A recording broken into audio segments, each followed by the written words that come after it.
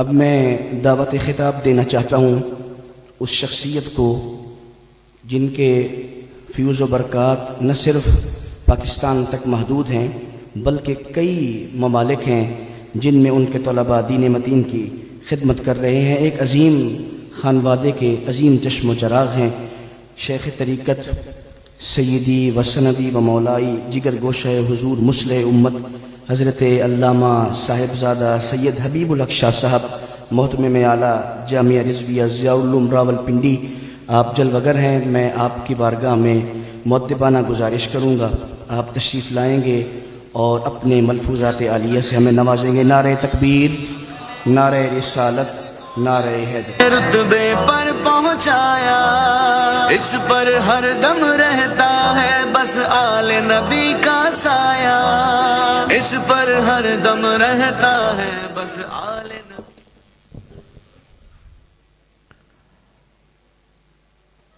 الحمدللہ وحدہ والصلاة والسلام علی من لا نبی بعدہ وعلی آلہ واصحابہ اجمعین، اما بعد فاعوذ باللہ من الشیطان الرجیم، بسم اللہ الرحمن الرحیم۔ هو الذی ارسل رسولہ بالہدی ودین الحق لیظہرہ علی الدین کلہ۔ آمنت باللہ صدق اللہ مولانا العلی العظیم، ان اللہ وملائکتہ یصلون علی النبی یا ایہا الذین آمنوا صلوا علیہ وسلموا تسلیما۔ اللہم صل علی سیدنا مولانا محمد وعلی آل سیدنا ومولانا محمد وبارک وسلم۔ الصلاة والسلام علیک یا سیدی یا رسول اللہ وعلی آلک واصحابک یا سیدی یا حبیب اللہ۔ محترم، مکرم، محتشم، معزز علماء ذی وقار، السلام علیکم ورحمۃ اللہ وبرکاتہ۔ اللہ تعالیٰ کا فضل و کرم اور احسان ہے کہ اس نے ہمیں اس عظیم مجلس میں حاضر ہونے کا موقع عطا کیا، اور آج ہم ایک ایسی شخصیت کی بارگاہ میں حاضر ہیں جس کو وافر اور یہ سمجھ لیں کہ علم و عمل کا سمندر ہے جو اللہ تعالیٰ نے عطا کر رکھا ہے، اور یہ ہمارے لیے اعزاز ہے کہ ہم ان سے سیکھ رہے ہیں، ان سے چیزیں سمجھ رہے ہیں۔ اس قاطع الرجال کے دور میں حضرت قبلہ بحر العلوم مد اللہ ظلہ، آپ کا وجود مسعود ہمارے لیے رب تعالیٰ کی ایک نعمت ہے کہ ہم اس دور میں بہت سے ایسے مسائل جو ہمارے لیے مشکل ہو جاتے ہیں، ہم آپ کے پاس حاضر ہو کر اس دقت کو ختم کر لیتے ہیں۔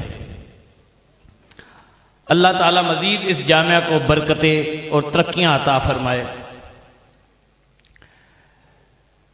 جو آیت کریمہ میں نے تلاوت کی ہے، اس کے حوالے سے کیونکہ 10-12 منٹ ہے، میں چند معروضات عرض کرنا چاہتا ہوں کہ رب تعالیٰ فرماتا ہے وَالَّذِي أَرْسَلَ رَسُولَهُ بِالْهُدَى۔ حضرت غزالی الزمان رحمت اللہ تعالیٰ علیہ نے یہاں پر ایک نقطہ بیان کیا کہ یہاں پر رب تعالیٰ کا جو آیت کا نظم اور اسلوب ہے وہ ضمیر کا مرجع نہیں بیان ہوا، اللہ دی کا صلہ نہیں ہے، اور مرجع اور صلہ کے بغیر اس ذات تک پہنچنے میں ابہام پیدا ہو جاتا ہے۔ تو اس ابہام کی دوری جس سے ہوتی ہے وہ اللہ تعالیٰ کے رسول پاک ہے۔ اور یہی جو چیز میں عرض کرنا چاہتا ہوں کہ رب تعالیٰ نے فرمایا کہ تمام ادیان پر دین اسلام غالب ہوگا، تو اس سے ایک اور چیز کی طرف اشارہ ملتا ہے کہ باقی تمام ادیان میں رب تعالیٰ کی ذات تک پہنچنے میں بھی ابہام پیدا ہو جائے گا۔ جتنے سابقہ دیان دیکھ لیں، اس وقت جو اگر ہمارے سامنے کتابیں موجود ہیں جو کسی نہ کسی شکل میں، تو سب سے قدیم کتاب جو ملتی ہے وہ حضرت ادریس علیہ السلام کے ساتھ منسوب ہے، جو برطانیہ سے بارہا چھپ چکی ہے، دا بک آف ایناک، اور جو ماضی قریب میں اس کا ایک اور ترجمہ اینڈی میکریکن نے کیا 2002 میں غالباً۔ وہ اپنی اس کتاب کے دیباچہ میں آغاز میں انٹروڈکشن میں لکھتا ہے کہ یہ کتاب حضرت عیسیٰ کے بھی 15,000 یا 17,000 سال پہلے لکھی گئی۔ لیکن مسئلہ کیا ہے کہ کتاب تو ہے، اس کی نسبت ایک نبی کے ساتھ بھی ہے، لیکن وہ تحقیق کرنے والا خود ہی لکھتا ہے کہ اس کے کئی ایسے مقامات اس کتاب میں موجود ہیں جس کے بارے میں یہ ابہام ہے کہ حضرت ادریس نے نہیں لکھے، خود محقق کہتا ہے۔ اور کئی ایسے مقامات اس کتاب میں موجود ہیں کہ جہاں کرم خوردہ ہے، آج ہم حل ہی نہیں کر سکتے کہ اصل میں کیا تھا۔ لیکن جو دلچسپ بات اس کتاب میں ہے، اس کتاب میں ایک آخری ہادی کا ذکر ہے جس نے حضرت عیسیٰ کے بعد آنا ہے، اور اس ہادی کی تعلیمات کے بارے میں یہ کہا گیا کہ اس کی تعلیمات تمام مخلوقات کے لیے ہوں گی، وہ صرف ایک زمانہ کے لیے نہیں ہوگی۔ ارسلت الی خلق الکافہ، یہ ایک ہے، والذی ارسل رسولہ بالہدی ودین الحق لیظہرہ علی الدین کلہ۔ اب اس میں بھی ابہام ہے، وہ کتاب پڑھ کر بھی کوئی پوری طرح رب کو نہیں پہچان سکتا۔ آگے آ جائیں، ایک اور کتاب ہے اور وہ حضرت نوح کے ساتھ منسوب ہے جس کا نام ہے گنزا ربا۔ اس کے ماننے والے آج بھی عراق میں موجود ہیں، جس میں قرآن میں ان کا ذکر سابعہ کے نام سے آتا ہے، ان الذین آمنوا والذین ہادوا والنصارى والصابئین۔ وہ بھی آج فرقہ وہ دین موجود ہے، یہ نہیں ختم ہو گیا ہے، ہاں ماننے والے بہت کم ہیں۔ ان کی کتاب ہے گنزا ربا، آج اس کا عربی میں ترجمہ ملتا ہے، لیکن پرانی کتاب کیا تھی، کس زبان میں تھی، آج ماننے والے یہ بھی نہیں بتا سکتے کہ اصل کتاب کس زبان میں نازل ہوئی تھی۔ کتاب موجود ہے لیکن زبان سے لا علم ہے، تو کیا پتا چلا وہ پڑھنے والا بھی کامل دین جو رب کی معرفت ہے اس تک نہیں پہنچ سکتا۔ آگے آ جائیں، ہمارے پاس اگر میں اور بات لمبی کروں گا تو بہت دور نکل جائے گی۔ یہودیوں کی اپنا ہندوؤں کی کتابیں ہیں، مجوسیوں کی کتابیں ہیں، دیگر ادیان ہیں، ہم ان پر آ جاتے ہیں جو آسمانی کتابیں کہی جاتی ہیں۔ تورات ہے، تورات میں ایک ایسا دور بھی آیا کہ تورات کسی کے پاس بھی نہیں تھی، اور پھر اس کتاب کو دوبارہ املا کروایا حضرت عزیر علیہ السلام نے۔ اسی لیے یہودی، ہمارے مفسرین نے لکھا کہ یہودی حضرت عزیر کو اللہ کا بیٹا کیوں کہتے ہیں، اس کے کہنے کی وجہ یہ ہے کہ ایک دور میں تورات جب کسی کے پاس نہیں تھی، انہوں نے اپنے حافظہ سے املا کرائی، تو انہوں نے کہا جو پورا کلام اللہ یاد رکھے وہ عام انسان نہیں ہوگا، وہ اللہ کا بیٹا ہوگا، یہودیوں کے نزدیک۔ یعنی اتنا دور بیچ میں طویل عرصہ رہا، کسی یہودی کے پاس تورات نہیں تھی، حضرت عزیر نے ان کے بقول دوبارہ املا کروائی، تو اس لیے آج ان کے پاس جو تورات ہے جس حالت میں بھی ہے۔ اچھا، ایک اور پھر رسول اللہ کا معجزہ بھی ہے، وہ تورات جو یاد کرنا اتنی مشکل ہے کہ یہودیوں کے نزدیک جو یاد کر لیتا ہے وہ اللہ کا بیٹا بن جاتا ہے، تو رسول اللہ کا معجزہ کم ہے کہ یہاں 10 سال کا بچہ قرآن کا حافظ ہو جاتا ہے، اور کسی کتاب کا آپ کا حافظ نہیں ملے گا۔ یہ حافظ قرآن ہمیں عربی آتی بھی نہیں، ہمیں الحمد کا معنی بھی نہیں آتا، قرآن کی ایک سورت کا معنی بھی نہیں آتا، تو پھر بھی اللہ تعالیٰ کے حبیب صلی اللہ علیہ وسلم کا اتنا بڑا معجزہ ہے کہ پورے قرآن کا الحمد سے لے کر والناس تک بچہ حافظ بن جاتا ہے، اور ایک مجلس میں کھڑا ہو کر پورا قرآن سنا دیتا ہے۔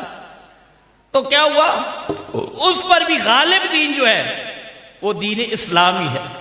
اب جو ہمارے ماضی قریب میں جو اب کتابیں ہیں، جو آخری صحف منسوب ہیں حضرت عیسیٰ علیہ السلام کے ساتھ، جیسے عیسائی بائبل کہتے ہیں یا انجیل کہا جاتا ہے۔ اب یہ انجیل جو ہے یہ حضرت عیسیٰ علیہ السلام کی سیرت ہے، الہامی کتاب نہیں ہے، اس میں احکام ہے ہی نہیں۔ حالانکہ جو رسول ہوتا ہے وہ تو نیا دین نئی شریعت لے کر آتا ہے، لیکن آج جو ان کے پاس ہے، خود عیسائی کہتے ہیں کہ ہماری شریعت موسوی ہے۔ حضرت عیسیٰ کی کتاب میں شریعت بیان نہیں ہوئی ہوئی، احکام بیان نہیں ہوئے ہوئے۔ اب پھر یہی نہیں، عیسائیوں کے پاس تقریباً 150 کے قریب اناجیل تھی، ان اناجیل میں سے صرف 4 کو رکھا۔ اب ایک اور چیز جو ہے، یہ انجیل ہمارے پاس جو آج موجود ہے یہ یونانی زبان سے ٹرانسلیٹ ہوئی بھی ہے، اور حضرت عیسیٰ جس قبیلے جس قوم میں آئے تھے ان کی زبان یونانی نہیں تھی۔ تو اس میں بھی ایک بہت بڑا ابہام ہے کہ وہ زبان بدلنے سے معنی بدلتے ہیں۔ اسی لیے علماء کرام کے ہم پاس جب پڑھتے ہیں نا، وہ کہتے ہیں یہ ترجمۃ القرآن قرآن نہیں ہے، یہ اس مترجم کی تشریح ہے، یہ اس کی تفسیر ہے جو اس نے معنی کی ہے۔ اصل قرآن کا لفظ الحمدللہ رب العالمین ہے، یہ جو ہم ترجمہ کرتے ہیں یہ قرآن نہیں ہے۔ اس لیے بعض علماء نے کہا کہ جب ترجمہ کے ساتھ قرآن چھاپیں تو صرف ترجمہ نہ چھاپے، ساتھ قرآن بھی موجود ہو۔ تو کیا ہے، هو الذی ارسل رسولہ۔ اور ایک اور بات عرض کرنے لگا ہوں، تمام باقی ادیان جس میں کتابیں نازل ہوئی تھی، رب کی معرفت نازل ہوئی تھی، آج وہ زبانیں بھی معدوم ہو چکی ہیں، وہ تقریباً ختم ہو چکی ہیں۔ لیکن رسول اللہ کا معجزہ یہ ہے کہ 1400 سال 1500 سال گزر چکے ہیں، نہ کتاب محفوظ ہے بلکہ رسول اللہ کی زبان بھی محفوظ ہے۔ جس زبان میں قرآن نازل ہوا آج بھی اس زبان بولی جاتی ہے۔ آج بھی ایک بہت بڑی دنیا میں یہ رب نے کیا فرمایا، هو الذی ارسل رسولہ بالہدی ودین الحق لیظہرہ علی الدین کلہ۔ تو اللہ تعالیٰ ہر انداز سے دین اسلام کو ہر جہت میں غالب رکھتا ہے، اور یہ دین جو ہے مدارس میں پڑھایا جا رہا ہے۔ میرا وجدان یہ کہتا ہے قیامت تک ہر فن پر یہ غالب ہی رہے گا۔ وآخر دعوانا الحمدللہ رب العالمین۔ جامع قادریہ مردان، جامع قادریہ